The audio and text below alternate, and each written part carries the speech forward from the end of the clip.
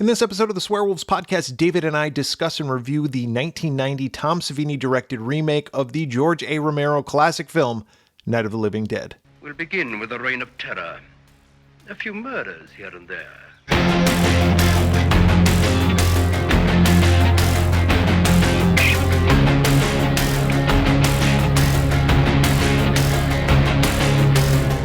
Welcome back to the Swearwolves. I'm Bret. I'm David. David, Yes, Bret. how are you, my friend? I'm very good. How are you? I'm doing all right. I was messaging you about this, and you said you wanted to talk about it. I changed my mind. I don't want to talk about that now. Okay, so let's get on to the movie. No, I was out at an antique mall recently. It's not really horror related, so just bear with me. But David, you can appreciate this because of the level of detail and work that you went through for specifically your McCready costume. Yeah. And the attention to detail and going online and finding what was the exact, I'll give you for instance, the tape recorder. Right. What was the exact. What was the model number? Yeah. GE tape recorder model number. And then even the tape. Right. That he used, right? You have the exact type of tape that. Yeah, and going online, researching it, popping the movie in and pausing it. Yeah, seeing screenshots and stuff. Zooming in. Enhance. Enhance. He's not wearing any underwear. It's Dr. Copper's balls. Dr. Copper's balls. But I was out in an antique store with my wife. We were just kind of putzing around. And this antique store, by the way, was billed as it sold oddities.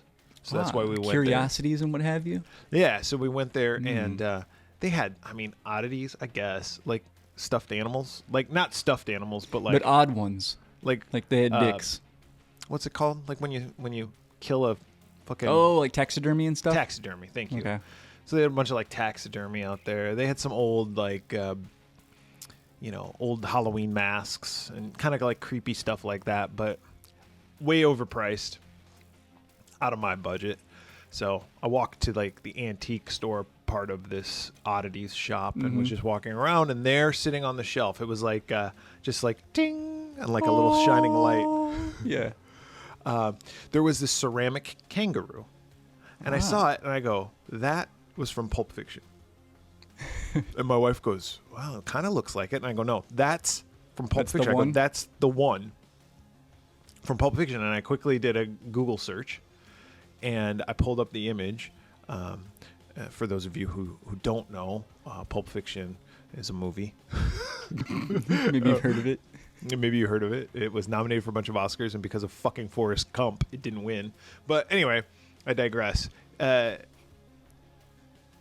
One of the main characters, Bruce Willis's character of Butch, has a ceramic kangaroo on his nightstand, and that's where he keeps his father's gold watch. And so I looked at it, and I saw that there was a ceramic kangaroo, and I was like, that's the one. And I was like, how much do they want for it? And it was $10. $10? $10, but it was 20% off, so it was actually $8. Nice. So after tax, it was $9 and some change, I think. And so then I got it home, and I sent you a picture of it, and then I was like, God damn it! Now I need to get a fucking gold watch. Not just any gold watch. I can't just get any old gold watch, right? Yeah, you can't get Timex. No. Get a digital watch with a gold I have to band. get the gold watch. I could put my Apple Watch on there, right? But that's not the same.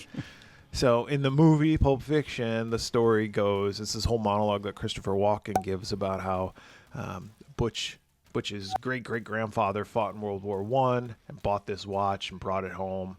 And then he gave it to his son, who went and fought in World War II, and his son got shot down. But anyway, the watch ends up in Butch's father's hands, and then his ass. Mm-hmm. And then Christopher Walken's ass. And then Christopher Walken's ass, because Butch's father died, and Christopher Walken said he was going to make sure that honor his son the got birthright. Yeah. Yeah. And now Butch has it. And he has to go back and get the watch because his girlfriend didn't grab it. Yeah. And he goes back to get it, and chaos ensues. It's a good. It's good the whole segment. reason a certain character winds up dead, all because of that watch. Yeah, you can say it. John Travolta. It's been long enough time has passed. Yeah, almost 30 years at this point. when I was in high school, I was senior in high school, this movie came out, Pulp Fiction. And I saw it 3 times in the theater. I saw it on opening night. I was excited to see it. I didn't know who the fuck Quentin Tarantino was, but I knew who John Travolta was. And I, for some reason, was like, I like John Travolta. You're like, I want to see this. Yeah. And I fucking fell in love with that movie. I fell in love with Quentin Tarantino and all of his subsequent films. And Reservoir Dogs, which was prior to this. I fell in love with it, and I was just like... I didn't see Pulp Fiction until it was out like on DVD. Which took a while. But yeah, the movie had been out for quite a while by the time I got to see it. Yeah. So anyway, I looked up online this gold watch, what make and model. Well, there was an article that I found from the prop master from Pulp Fiction. There was online forums. We were talking about that before we started recording. There's like this online forum of people that recreate props from movies, and they, do what David said, take still images. Yeah, and it's super geeky them. stuff, but it's fun. Yeah. And then there was a big controversy over what watch band was used, what color the watch band is. Some people say it's gold or bronze, and some people say it's silver because in certain shots it looks silver, in certain shots it looks gold. It's an illusion. It's like that dress thing. Yeah. But anyway, here's the gold. Here's the kangaroo. It's a fine-looking marsupial you got there. Seeing it, and he's carrying the gold watch, and I have it now. You stick that watch up your ass for authenticity? For authenticity, I actually called Christopher Walken. I said, would you mind doing me a favor? So the kangaroo actually is something that someone would keep on their nightstand. It's from 1954 because I looked at the bottom of it. I believe it says 1954. Oh, it's on the back. 1956. Excuse me. I was off by 2 years. But it's like something probably a man would have kept on their dresser drawer or whatever. And the tail is there to hang the watch on. And there's the pouch, which is like a change to put your change in. You can put stuff in the pouch? That's cool. Yeah. And then there's a side compartment that you would put your wallet in. Oh, that's cool. I want one now. They're actually, you can find reproductions of them and stuff online. They're not that expensive. They're more expensive than $10. But no, if I was going to do it, I'd get the real deal. Yeah. It's cool. I'm going to break into your house and take it. What'd you say? I'm going to break into your house, stick that kangaroo up my ass, and waddle out the front door. Oh, the perfect crime. Thing. So then, of course, there's a song that plays in the movie right after he gets his watch, which is Flowers on the Wall by the Statler Brothers. And David goes, well, you got to get that 45. So I went out you got to get that for the jukebox. I got it. Nice.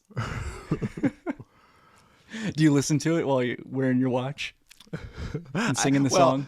The jukebox is in the other room, so I got to like quickly run back and forth, like turn it up really loud. With the watch in your butt. My wife's like, why don't you just bring the kangaroo downstairs? And I'm like, well, because the kangaroo is where it should be. No, I don't do any of that. Did you stick the watch up your ass, but leave the armband on so it's hanging out? Fucking anal beads. Yeah. So that was my adventure That's awesome, man. That's really cool. Weekend.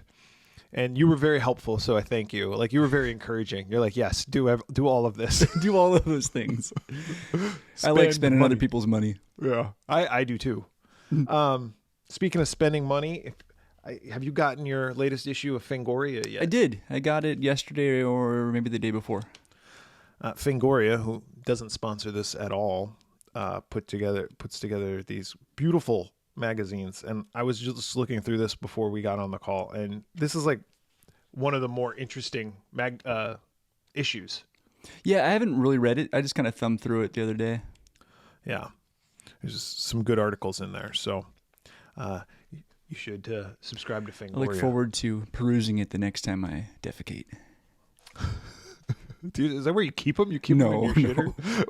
I actually keep them. I have my coffee table in my living room is a coffin, and that you can open up, and I keep all my Fangorias inside the coffin. Oh, nice. Do you ever go to people's houses and they have magazines in their shitter? Yeah, I've seen that before. It's like, oh, it's odd.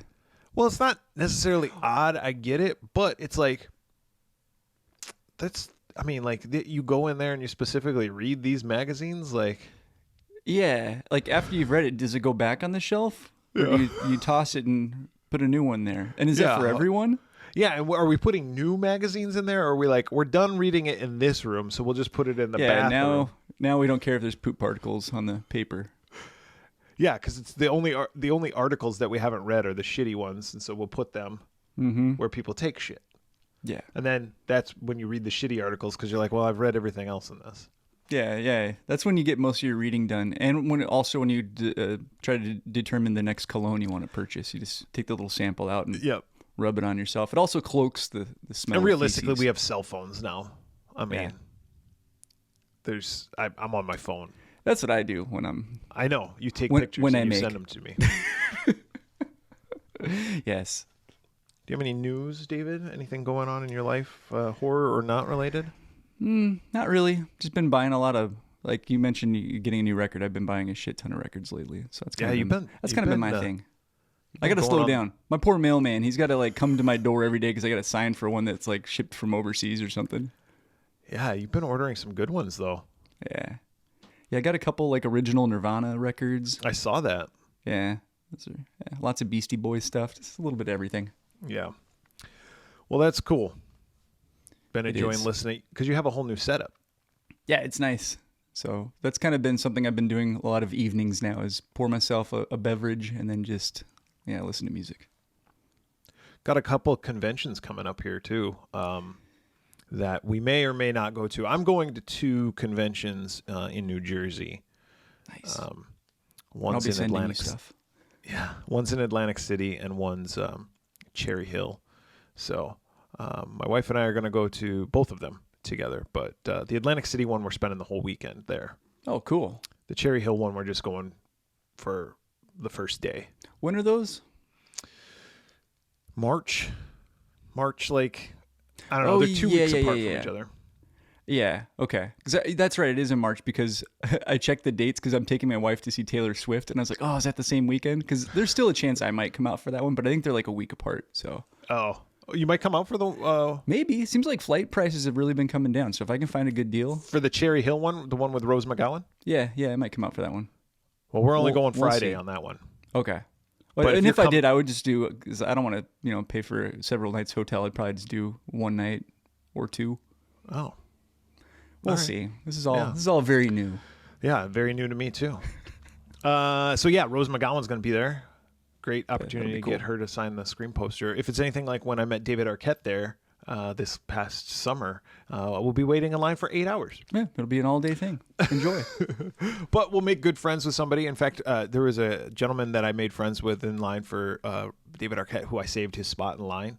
Oh, yeah, I remember that. And he messaged me. He goes, Rose McGowan's going to whatever, Monster Mania. Are you going? And I was like, yeah, we're going on Friday. And he's like, oh, I'll be there on Saturday. Because he's like a big Charmed fan. Like, oh, okay. He was a fan of that show, and he's got this book, I guess. I don't know. Him and my wife were talking about it, but it's this book, and he's got Shannon Doherty's signature in it. And I think, I don't know if he has Alyssa Milano, but Rose that's cool. McGowan. Yeah. So, yeah, I didn't watch that show. Did you watch Charmed? No, I've never seen a single episode. Although, for whatever reason, the gym that I used to go to, like in the mornings, like on the TV, like, usually at the gym, like they'll play like sports or the news or whatever. This one always had like, was that on the CW or something? Mm-hmm. Whatever channel it was on, it always had that on. So like I saw many episodes of Charmed silently. Yeah, I've read some closed caption episodes of Charmed. I've probably seen an episode like in the background, but I never really got into it. Like, I don't think it's for my. I don't think I'm the target demographic. No, like that show, Buffy the Vampire Slayer, like all those popular shows. I've never seen a single episode of. I think I saw one episode of Buffy the Vampire Slayer, and I'm not saying it's a bad show. It wasn't for me, especially at the time. Yeah, same. But whatever. Anyway, there's those conventions. There's a convention down in Atlanta. That I can't go to because it actually, it's this month. Yeah. And it actually falls on my wedding anniversary. My wife said, go. If you want to go, go. And I was like, that's a trick question. That's Husband of the year over here. That's a trap. Stepping in that one. No, I just was like, I'm not going to go on our anniversary. That's so ridiculous. I go, conventions come and go. How often do you get opportunities to meet these people again, for the most part. Yeah. But then there's CreepyCon. Yeah, and that's one I might go to. That's in Ontario, California. And same thing with the Atlanta one. I might go. I don't know. I'm probably not going to go, but I don't know. A couple nights ago, I was really thinking about it, and I found a really good deal, but it was one of those where they fucking trick your ass, like where it looks like it's dirt cheap, and then you go to the next screen, it's like, oh, pick your seat, and it's like an extra $20, and like, Yep. Are you bringing a bag? And you're like, yeah, like that'll be another $60. And Do then you it has plan like all on these breathing fees. on this flight? Yeah, the whole thing like ended up like adding like an additional $100 or so, and I was like, that's stupid. Yeah. And then plus, wasn't it like It was 10 Frontier, hours? who I've heard nothing but shitty things about. Wasn't it like they rerouted you everywhere? Oh like you yeah, had to go one to, of like, one Honolulu of them. first. And then... Yeah, like I had to fly to Chicago, from Phoenix to Chicago, and then Chicago down to Atlanta, and it was going to be like an 11-hour ordeal. Listen, I love Chicago as a city. I have nothing against Chicago. But the airport's terrible. Chicago O'Hare. Both of them. Yeah, Midway is not good either, but Chicago O'Hare Airport specifically, awful. Yeah, Awful. and it was. If you and have I think to, it was through O'Hare. If you have to do flight transfers, I don't think I've flown through Chicago and not had a delay, a gate change, something wrong. Numerous amounts of things wrong. It's an ordeal, and Chicago's also a fucking shit show. Yeah, and I don't think I'm going to do it. And it's one of those things too. It's like the hassle's not worth it. Like I'll pay the extra $100 and just have a normal flight. Yeah, that's true. So, all right, well, good. That's our news. We're out of here. No. Bye, everybody. I picked this week's movie because I was actually scrolling through various streaming services, and I think you do this as well. We go through and you just see what's new that they have for horror. In fact, there's actually I don't know who tweets it, but like every month somebody tweets and they show what's new in horror. Like all the horror movies that are coming out on different platforms. Yeah, it might be Bloody Disgusting or something. Something like that. Or Fangoria, one of those. One of them. But so that's nice. But I still go through and just kind of scroll through and see maybe I've missed something, you know.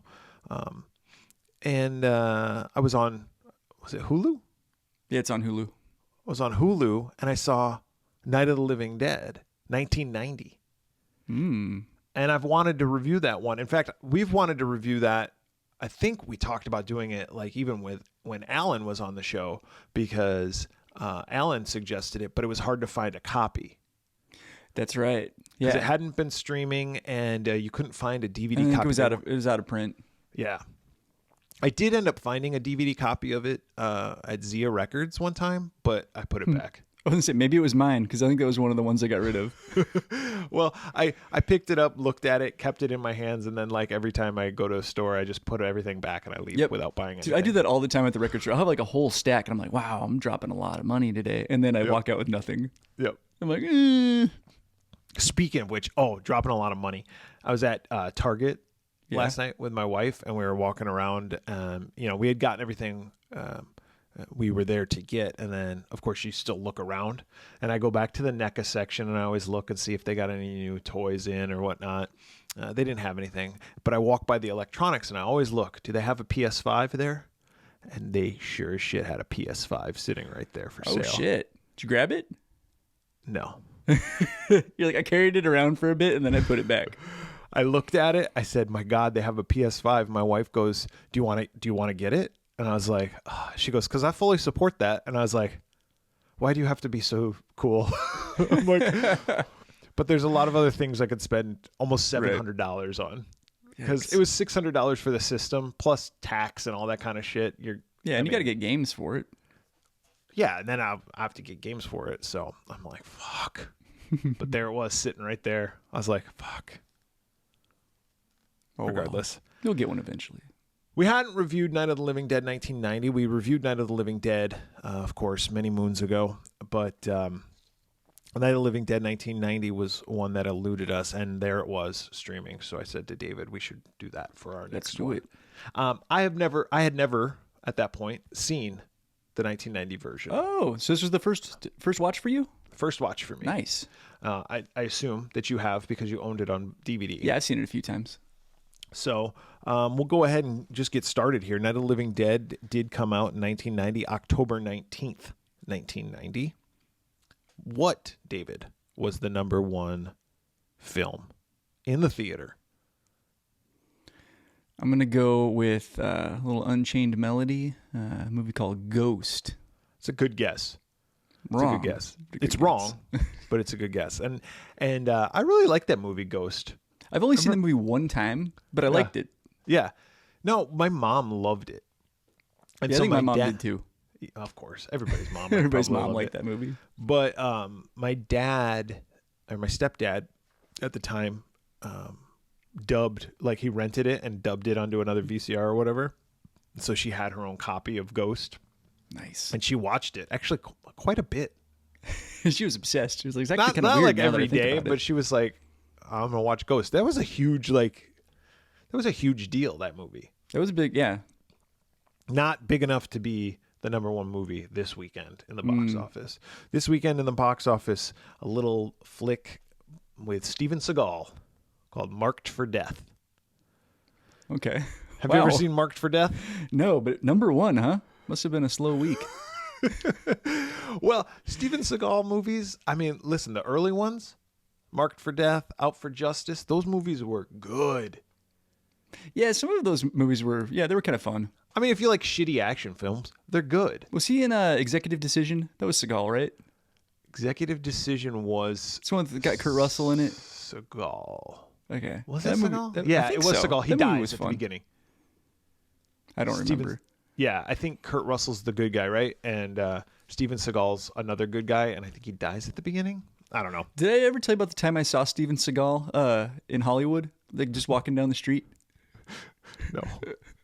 Yeah, ahead. so I was with a couple of friends, and one of them like yells, he's like, "Dude, that's Steven Seagal over there."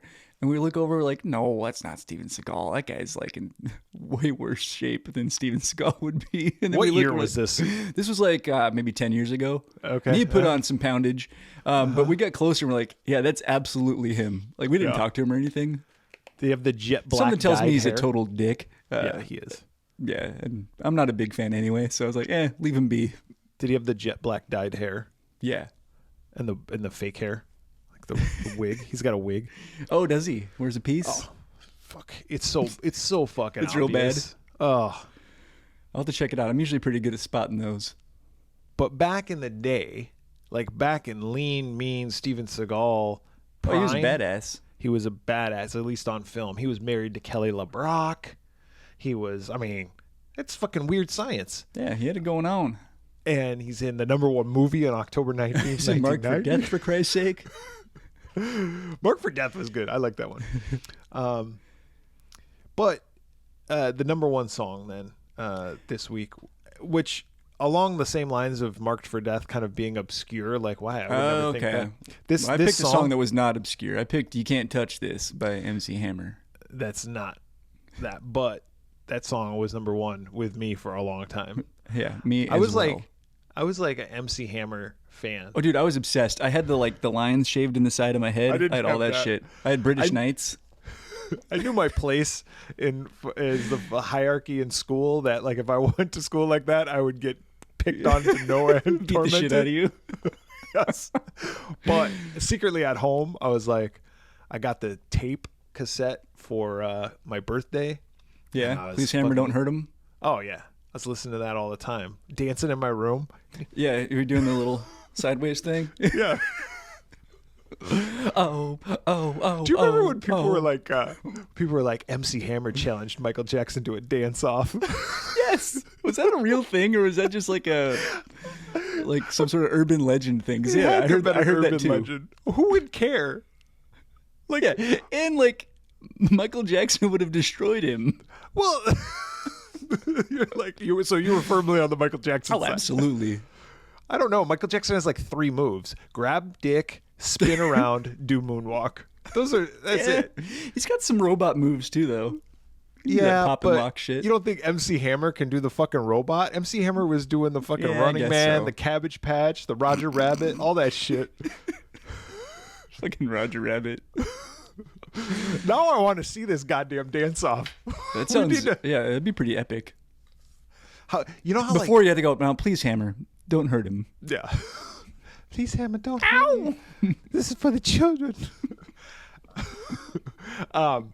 Okay, so you know how like in There was a Rocky movie called Rocky Balboa. It was like the sixth Rocky movie, it was I good. think. Yeah, it was good. But they're like, oh, is so-and-so better than this Oh, old yeah, they champ? have like the simulator thing. Yeah. The simulator We need to fight, do yeah. a simulator dance contest between Michael Jackson versus MC Hammer. Hey, throw Vanilla Ice in there. Fuck it. Fuck it. Why not? Someone's got to get beat out of the first round. But we have enough like AI technology to where we can load in like all the clips of them dancing that the AI can spit out. This is what this person This is would what a dance dance-off like would look like. to this song. This needs to happen, David. It does. I'm calling on the world. Look, we need a little. And the song that they dance to should be whatever the number one song was. Of what? Is it super danceable this week? Oh, no, it's not danceable at all. The number one song was Praying for Time by George Michael.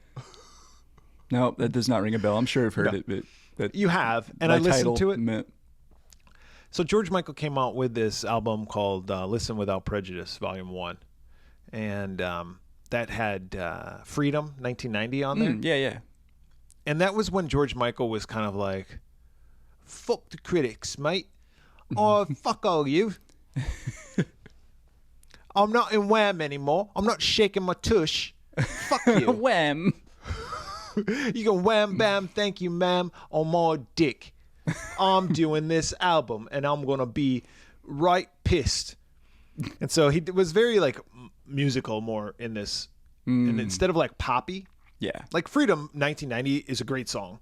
And it good. is poppy, but it's more like saying, like what I just said, like, fuck you to the record companies and everything, because you only wanted me for my image. This Praying for Time, it's kind of like I was listening to it and I was like, oh, this is like that song that gives David a boner by Phil Collins. What? Oh, not me. That's what my mom likes. So are you talking about? I know, but remember on the podcast we were talking about how you get a Oh, yeah. the homeless woman. Something's happening. She calls out to the man on the street. Doing. It's kind of like that. It's like, Okay. people that are like, It's very I don't sweet. It brings yeah, a tear but to it's the very eye. musical. It's like very melodic and very like, I don't know. There's a lot of music involved. Less hooks. Yeah. And more just like straight music. So it's a good song. I'm not saying it's not a good song, but I'll have to buy an imported version of it from another country so that my mailman has to come to my door and make me sign for it. anyway, I don't think they could dance to that song. No. Everybody would lose. Especially us, the audience. Night of the Living Dead was written by George A. Romero, directed by Tom Savini, with music by Paul McCullough, and produced by John A. Russo and Russell Streiner. Streiner? I think so. So, George Romero and John Russo, they made Night of the Living Dead. Yeah, the original.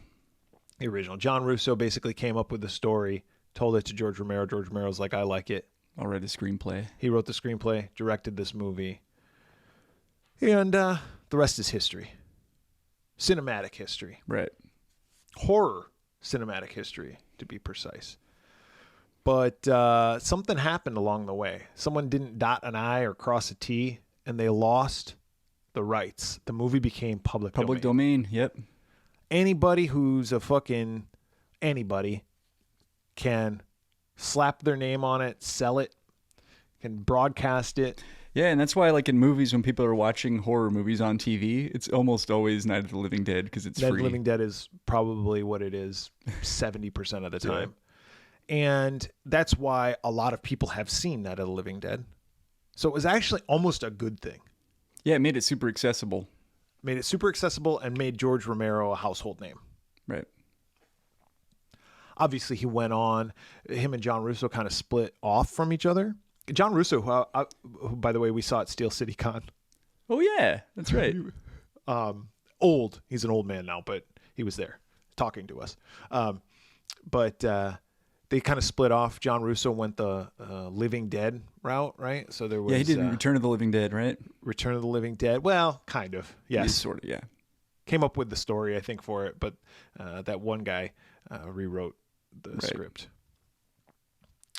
The guy who wrote Alien. Okay. I know who you're talking about. His name The will name come to me. escapes me, but yeah. George Romero went and did all the of Dead. Right. Dawn of the Dead, Day of the Dead, Streets of the Dead, Sky of the Dead, House of the Dead, Monitor of the Dead, Podcast of the Dead. He's still making of the Dead movie, And he's dead. Yep. He's like, well, the only movie left to make is George of the Dead. So, the time was right, I guess the story goes, and he was like, I want to remake this before somebody else does, because the rights, anybody can do this shit. So he went and he got a movie company, whoever distributed this or produced this or whatever, to allow him to do this. And he couldn't direct it for whatever reason or didn't want to. So he asked Tom Savini, Tom Savini did the special effects for previous movies. Day, yeah. And he trusted Tom Savini. And he's also, another Pittsburgh guy. Right. Yeah, he's a buddy. Pennsylvania guy. And so Tom Savini said, sure, I'll direct it. Directorial debut of Tom Savini. To do this. Yeah, directorial debut. So this movie stars Tony Todd as Ben, Patricia Tallman as Barbara, Tom Tolles? I don't know how to pronounce his last name. Towles? Tolles? He plays Harry. Now, that guy, though, is recognizable. He plays Otis in Henry, Portrait of a Serial Killer, and also Deputy George Wydell in House of a Thousand Corpses. House of a Thousand Corpses, yeah. McKee Anderson is Helen Cooper. So Tom Tolles is Harry Cooper. McKee Anderson is Helen Cooper. They have a daughter. Heather Mazer is Sarah Cooper. And some other people, too. Katie Finneran as Judy Rose. And William Butler as Tom Bittner. I mean, there's people in this movie. I guess Bill Moseley as Johnny. Yeah. He's got a short little part. I think your house is haunted. A gremlin just fell over. Oh, gremlin action figure. Oh my God, you got gremlins in the house. I do. It was on a shitty stand. That's why it fell over. Bill Moseley's probably like the second most. I mean, Tony Todd and Bill Moseley, for horror fans, we know who those guys are. Yeah. Runtime of this movie is 88 minutes with a budget of $4.2 million. David, what do you think it brought in at the box office? Not much, but I'll say it turned a slight profit. I'll give it like 9. It actually returned $5.8 million in the box squeaked office. By. Hotbox. So this movie did come out on home video in about 1991 or 1992. You could find it Columbia TriStar home video in the U.S. In the front of the box, I don't know if you're familiar with what it looks like, David. It might have like been a tombstone. No, it's it just says George A. Romero's Night of the Living Dead, and at the bottom, there's like 4. There's an eyeball, by the way, in between. It says Night of, and then there's like a zombie eyeball, The Living Dead. Yeah, scary. And then there's 4 zombies. Or 4 living deads, right? Yeah. They don't call them zombies. There's 4 zombies, though, on there. And one of them is clearly Tony Todd. Like, one of them is... That's weird. Yeah. Which, it's like... Spoiler. Yeah, thanks. Thanks for that. And then the bottom right-hand corner, there's like a banner, and it says the modern remake of the horror classic. Back of the box, there's a quote at the very top, and it says, "A must for every horror fan to see," from Dr. Donald Reed, Academy of Science Fiction, Fantasy, and Horror. So I looked into who Dr. Donald Reed was, because I was like, should I trust Donald Reed? Yeah. Because is he a medical doctor?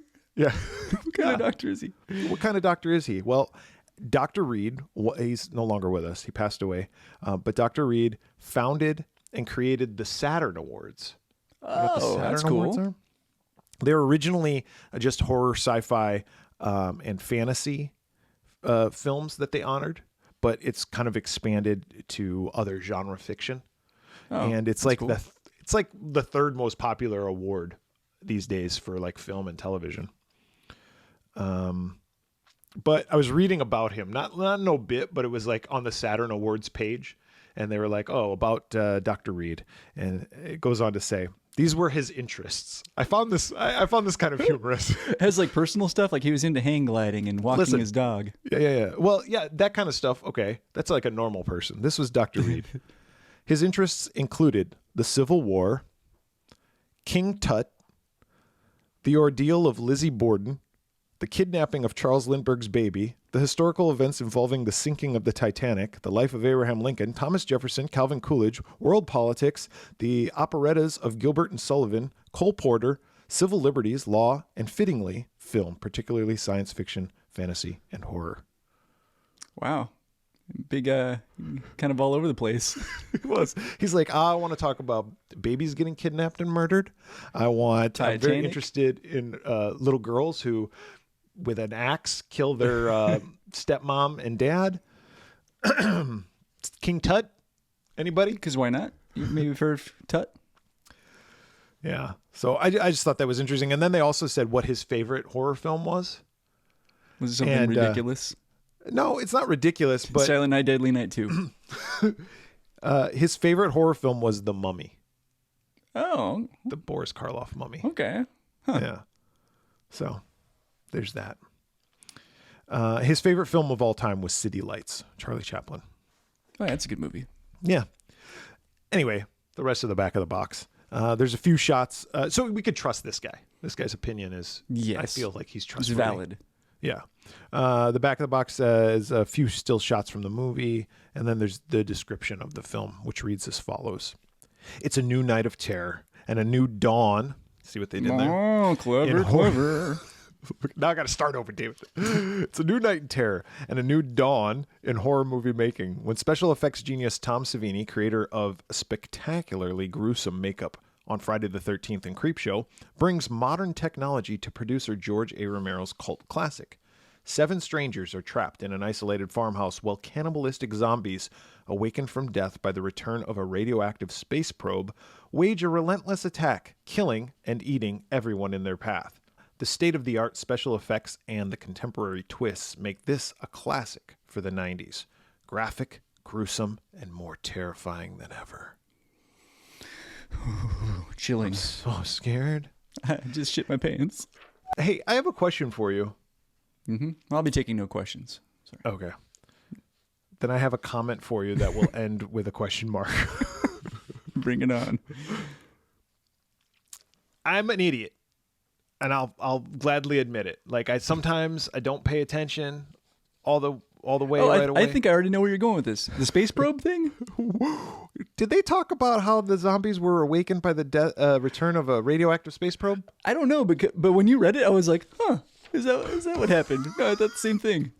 Okay, good. I'm glad I'm not the only one. Because no, in fact, I probably just sat here nodding like, yes, that's exactly what happened.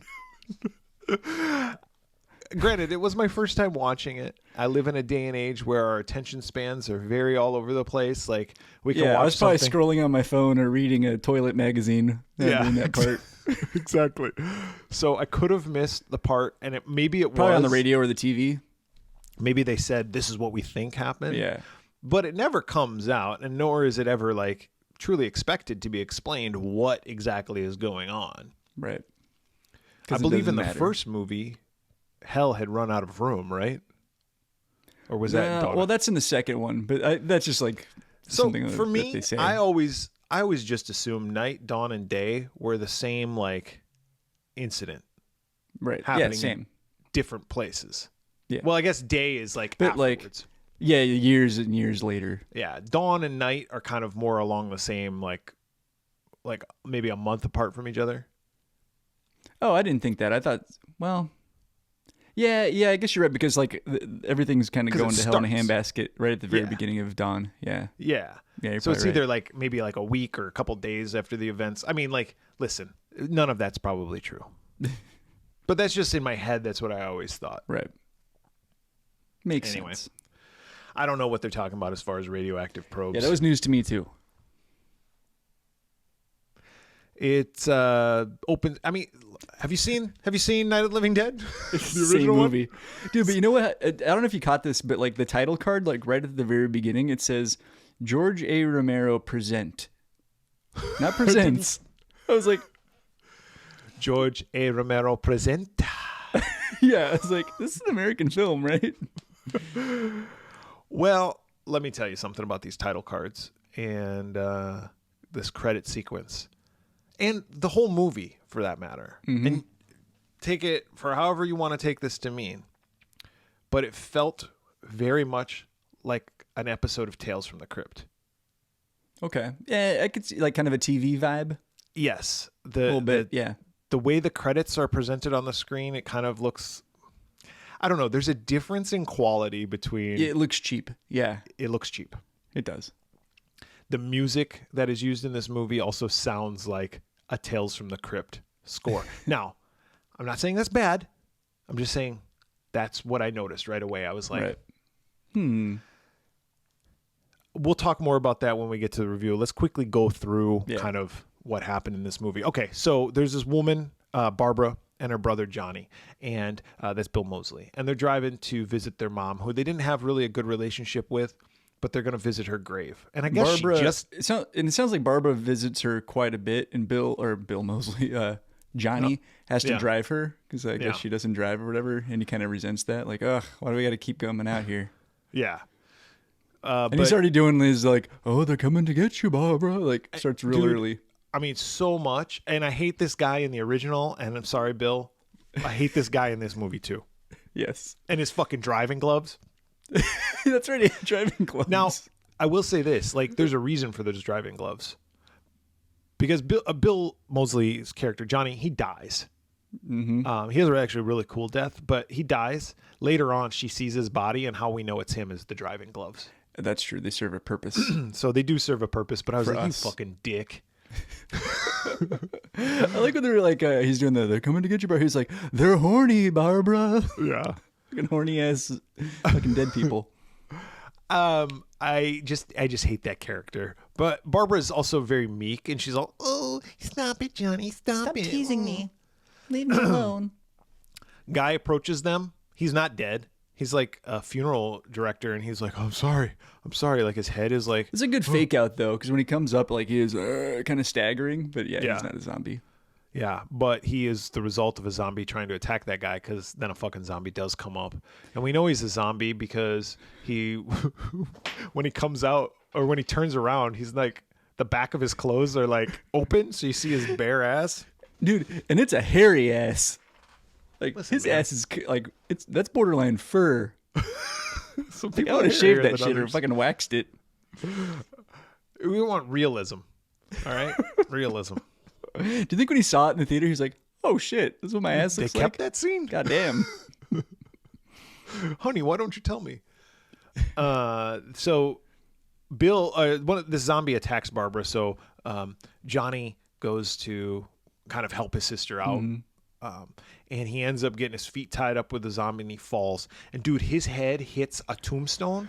And It's crack, gross. snap. It's like, book. It happens really quick, but it's pretty awesome. Yeah, it is. It looks gross, It but looks- way cool.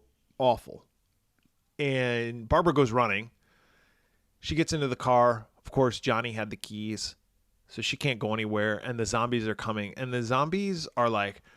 Pounding on the windshield and trying one to of them get in. grabs a brick. Yeah, crafty little bastard. Yeah, they're not dumb zombies. They're using tools and shit. She pops the emergency brake. Fortunately, they were parked on a hill. She pops the emergency brake and she goes rolling down. The car crashes. She gets out. She runs. She finds an abandoned farmhouse. What she thinks is an abandoned farmhouse. There's a couple of zombies in there. Mm-hmm. And when she enters did you know she leaves the door open? Which is like, if you're being attacked by zombies, wouldn't you shut the door behind you? Okay, yes. But if you were attacked by one person who had that, would you think that everybody was? Maybe. I don't No, know. you I'd be very confused. Well, yeah. I'd probably lock the door anyway. But Yeah. I'd at least shut the door so that the things that were chasing me, don't walk through an open doorway. yeah. Agreed. But hey, you do you, Listen, Barbara. Barbara goes through quite the transition in 24 She does. hours, though. She really She does. goes from meek, dumb, don't lock the door, To Barbara, like total to badass. Rambo Barbara. Yeah. But how she gets there is because she has to be forced to fight these zombies, and she's by herself. And there's not a lot of dialogue that happens here, but she's just fighting. She's finding various different things in this house. The owner, There's like a hand that falls. Yeah. That was kind of cool. Like a the owner of hand. the house is dead. There's a hand with blood dripping from the ceiling. I think there's another dead person, but all of a sudden Ben shows up. This is Tony Todd's character, and he's the one who's doing all the talking now, and he progresses. Yeah, the he story. drives up in a truck and just mows down a zombie in the middle of the road. So it's like, all right, Yeah, we know from the saves start, Barbara. Ben knows what's up, or Yeah. he knows something's going on.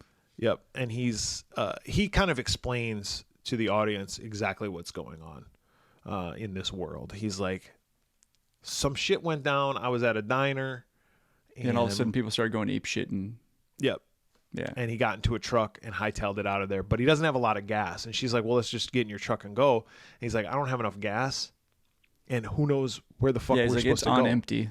Yeah, we're out in the middle of nowhere, Pennsylvania. I know what that's like.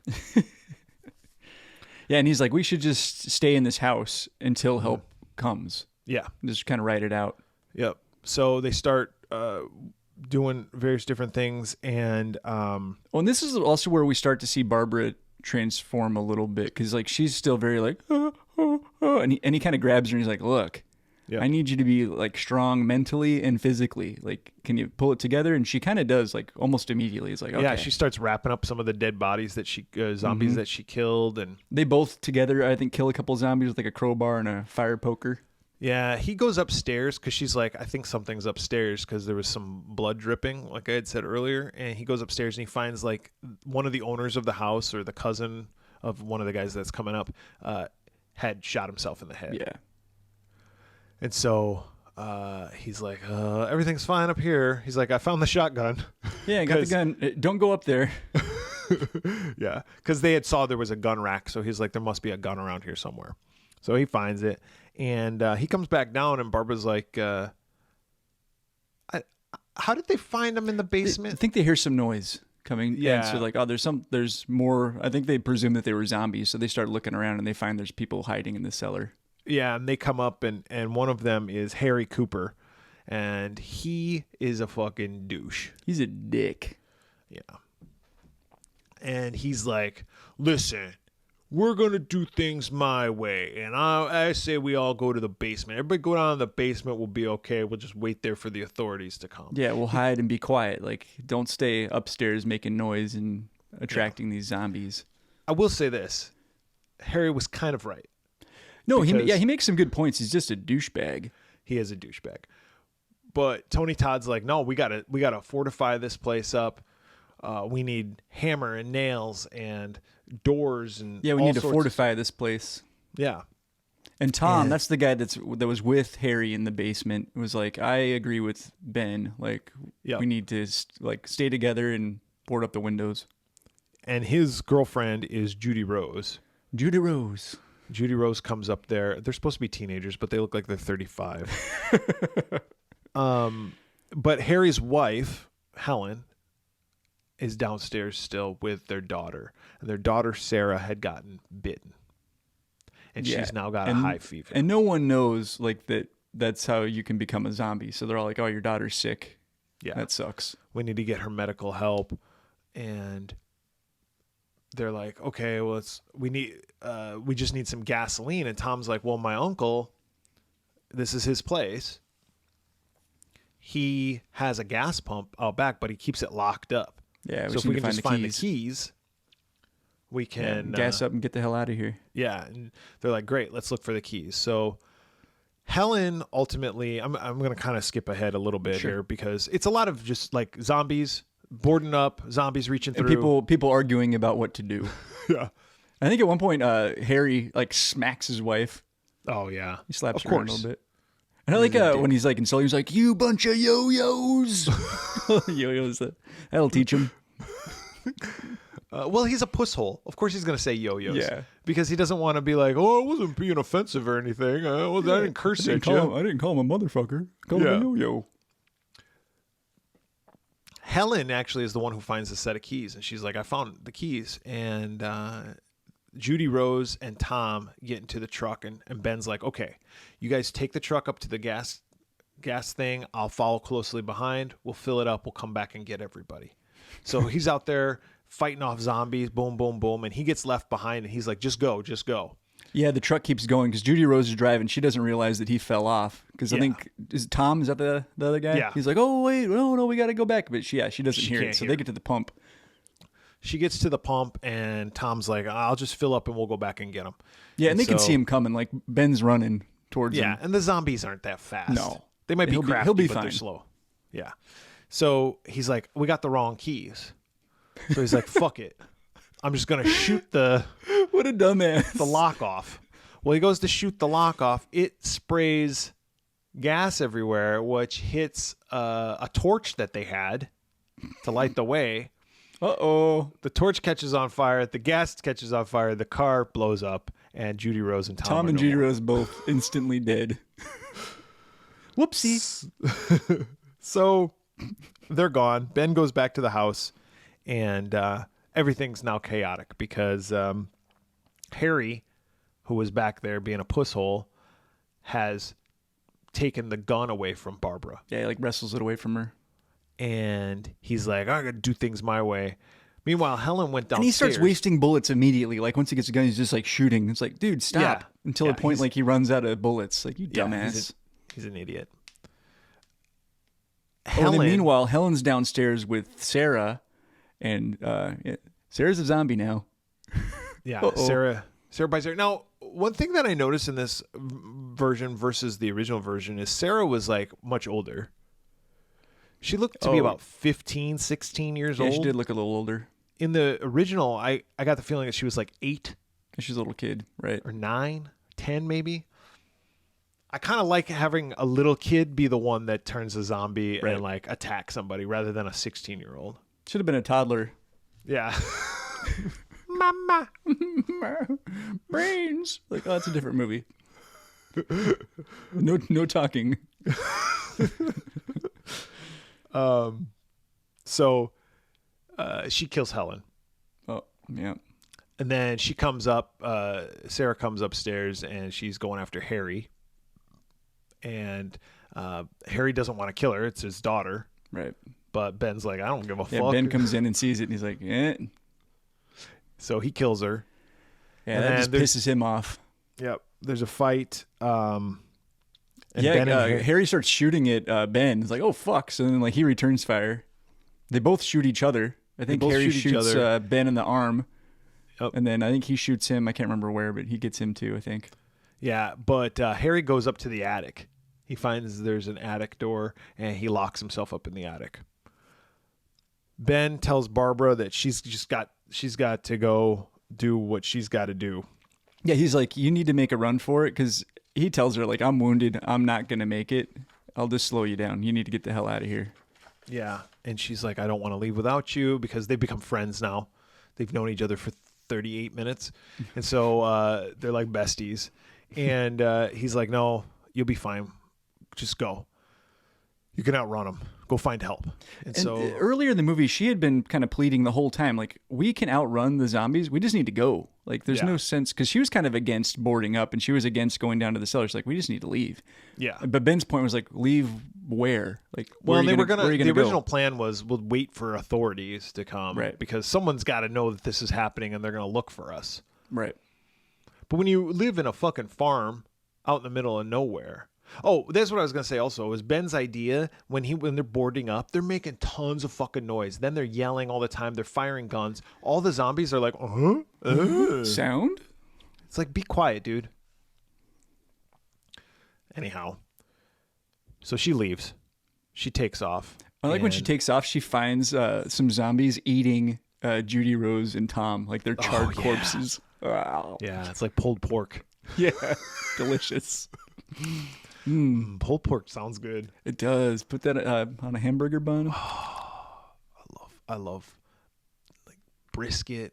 Oh, pork, yeah. That shit's ribs. delicious. Damn.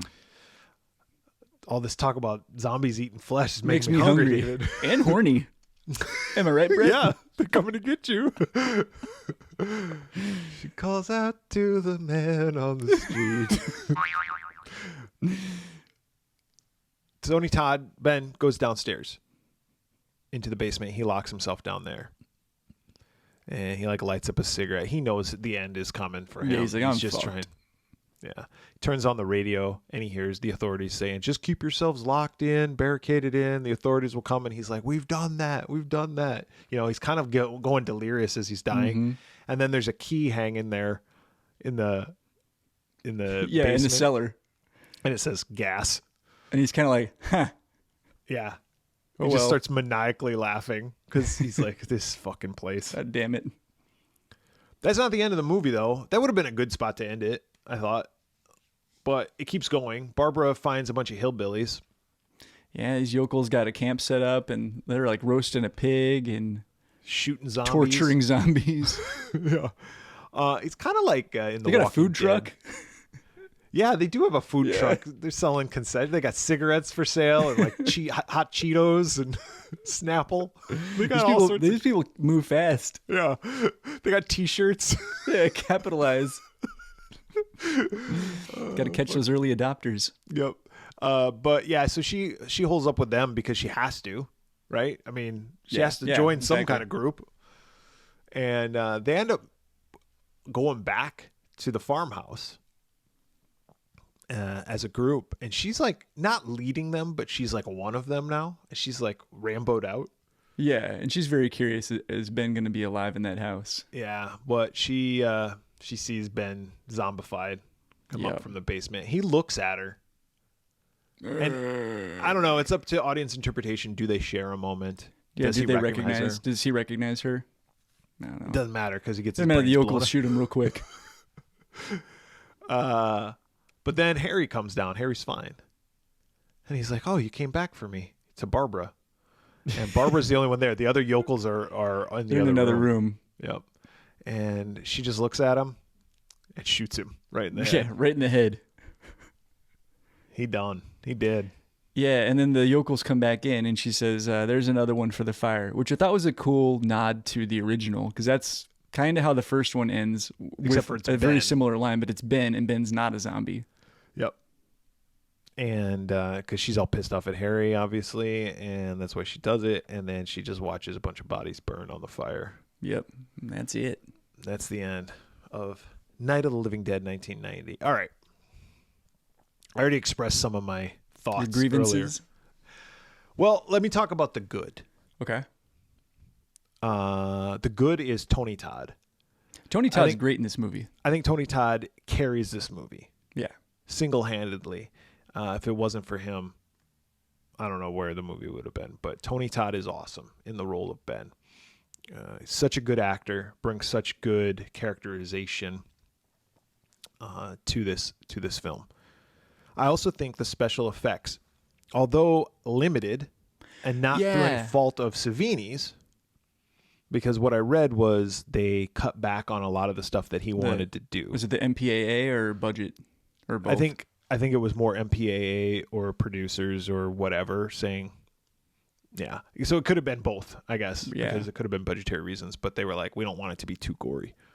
Yeah, I agree with you. I was hoping for more. And I think Savini was as well. In fact, Savini doesn't really even like this film. Because, excuse me, while he was filming it, George Romero couldn't always be there. And when George Romero wasn't there, the producers that were there were limiting. And he didn't have George Romero in his corner to kind of back him Kind up. of have his back, yeah. And he also didn't have the clout to... Yeah, it's his first movie. Yeah. He's just a makeup guy. Yep. So I'm not blaming Savini. I think the movie was directed just fine. I mean, how much can you fuck up on a Night of the Living Dead It's remake? a zombie movie, for God's sake. And it's a remake. Like, it's literally like the same movie Right. with little changes, right? Maybe the dialogue and obviously the ending. Very, very similar. Really, other than the ending, it's pretty damn close. Like, I mean, yeah, to your point, there's a couple little scenes that they added or tweaked a little bit, but Yeah. it's a pretty straightforward remake. Yeah. So the good are those two things. the bad outweighs the good. And the bad is it's just kind of there. There's not really a lot to it. There's not a lot of character. I mean, there is a character development as far as Barbara goes, but like that happens quick. And I know, like in a moments of stress, we kind of have to adapt to our surroundings. So I guess I'm okay with that. But I don't think she's I don't like her character. She's not likable right from the beginning. She's kind of a whiny little twit. She's kind of like that in the original too. Yeah, she is. And same thing with like the Harry character, who I also despise. I didn't like him in the original either. And you're not supposed to like him, so that means that he did a good job. Yeah. Of acting at that, but everybody else was kind of like meh. Right. I didn't like everybody else. So the acting, it was presented itself, like I said, a Tales from the Crypt episode, or a Tales from the Dark Side, some TV version of a horror film or horror story, like because this could have been condensed even shorter than what it was, and just the quality of film was very TV-like in the late 80s, early 90s. And the music also was very, like, uninteresting. I feel like someone could take Night of the Living Dead and, well, they have. It's called The Walking Dead. Yeah. If you want to see Night of the Living Dead, just watch the first few episodes of The Walking Dead or the first season of The Walking Dead. Right. Because that's what it is. And so for all those reasons, I'm going to give it 2 Pamela Voorhees Heads. Okay. Which the original I gave 3 to. Oh, okay. I think I give the original, 4? I think 4, yeah. That sounds about right. Okay, so my scale is going to be very similar to yours. I gave this a 3. I actually liked it. I think if you haven't seen the original and you just went into this one, I think people would enjoy this movie. The problem that I had is that, to me, it's just a pointless remake. Like, if you've seen the first one, you've already seen this movie. And the first the original's better. Well, like I said before, I agree that it's pointless, but because of the rights issue, George Romero wanted to remake this and wanted to do it his way or the way of somebody he trusted, rather than have some. Yeah, I guess I just wish, even with Romero's blessing, I wish if they had remade it, I would have liked to have seen them bring more new things to the table, like change it up a little bit. Agreed. But I mean, it pretty much follows the exact same blueprint. Mm-hmm. I would have liked something that's more kind of a different spin, but has some winks and nods to the original. Yeah. But I think the special effects are pretty good. I agree. Tony Todd's performance in this is really, really good. Everybody else is kind of meh. But overall, I enjoyed it. I've seen it a few. This is probably the 3rd or 4th time I've seen it. And I will probably watch it again at some point. So I think so that's an overall rating of 2.5. Yeah. Pamela Voorhees Heads, which I think if you're interested in watching it and you haven't seen it and you have Hulu, you can watch it streaming there. I would say if you haven't seen it, watch it, but it's not necessary. Right, especially if you've seen the original film. Yeah, I'd say if you're like a Tony Todd fan, watch it. If you're like, I need to watch every movie that Bill Moseley's ever done. Well, this is one. This is one of them. If you're a Tom Savini fan, maybe you want to watch it as well.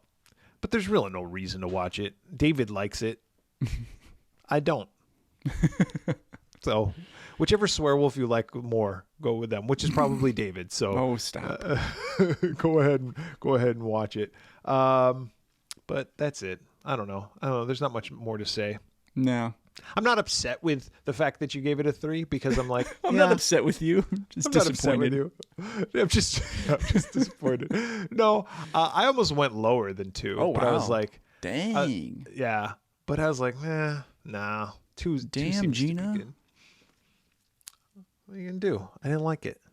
Next time we see Tom Savini at one of these shows, I'm going to go up to him and be like, all right, I have a question for you. You like that movie? You like that movie? What would you give it on a scale of 0 to 5? 0 to 5. Pamela Voorhees Heads. He's all, what? What the fuck are you talking about? Get in this line. You just cut that person. Pay me. If you have any thoughts on Night of the Living Dead or anything else in particular, you can contact us. How can they contact us, David? Yeah, Twitter, Facebook, the Slasher app, TikTok, YouTube, Hive. Search the Swearwolves on those platforms. On Instagram, we are the Swearwolves Podcast. You can go to our website, theswearwolves.com. You can email us at contact@theswearwolves.com, or you can leave us a voicemail at 623-282-1851. So for the Swearwolves this week, I'm Bret. I'm David. And they're coming to get you, David. And they're horny, Bret.